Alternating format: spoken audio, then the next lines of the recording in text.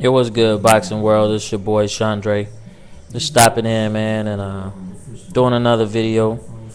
I guess you can say I'm giving a 10-bell tone to my little brother, David on the go Tidwell, just sending my blessings up to him and letting him know he'll never be forgotten.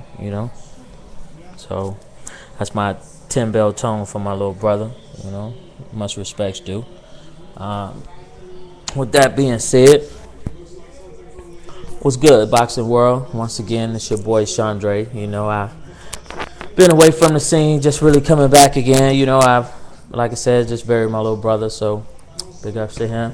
But talking last time I left from my last little video, we were talking about the Mayweather Ortiz fight, the next big fight we got coming up. Well, the next big fight after Amir Khan and Zab Judah.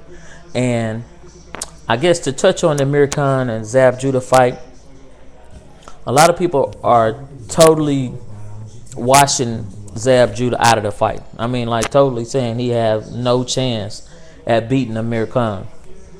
Let me throw in a couple of X factors there. I was listening to one of my favorite channels to listen to on here, GamblersAdvisory.com. I was listening to my man's on there, and I like him because he's really unbiased in boxing about anything.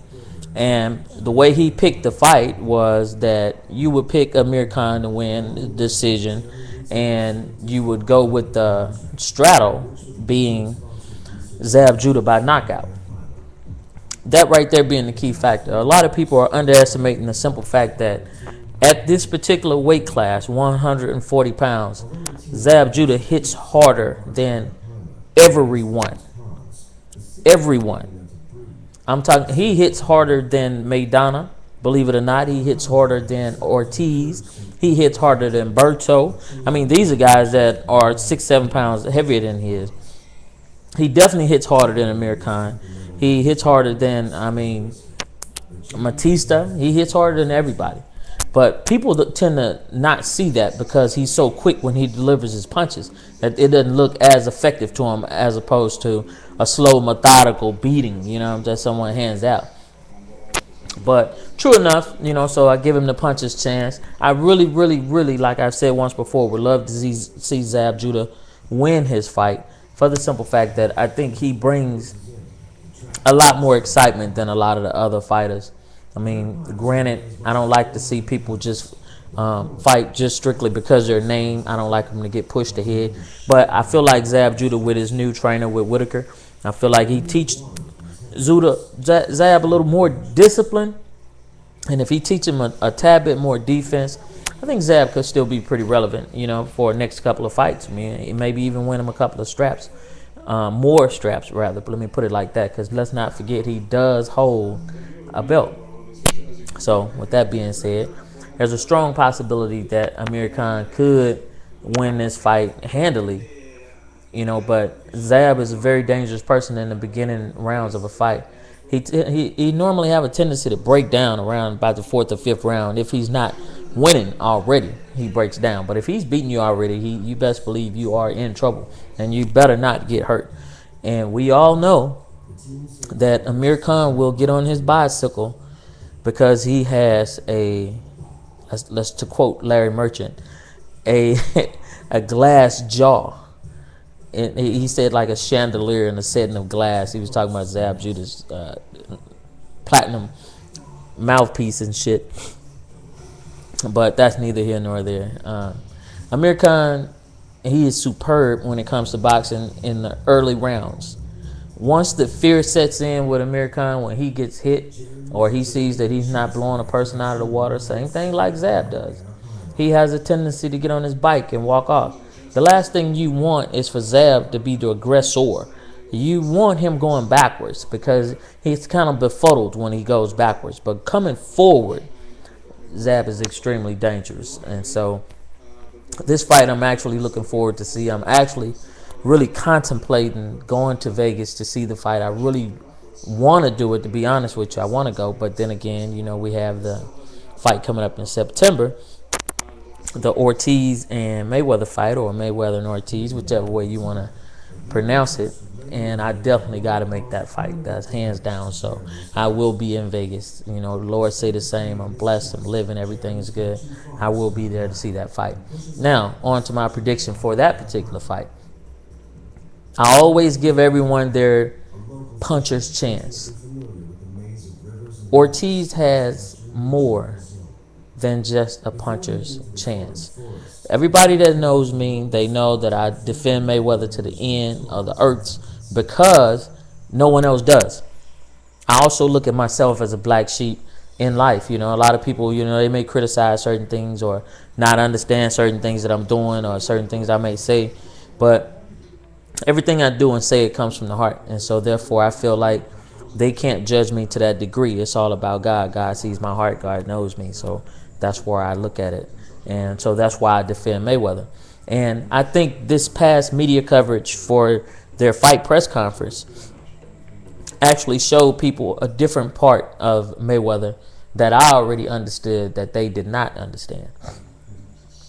Like the man said, all he wants is for stuff to be on an even playing field. I'm not even talking about that Pacquiao blood test stuff or none of that. I'm just saying, just in general, period. That's all he wants. Even with it being the media or friends, family, or whomever, you know, other boxing editors, just whomever. He just want an even playing field.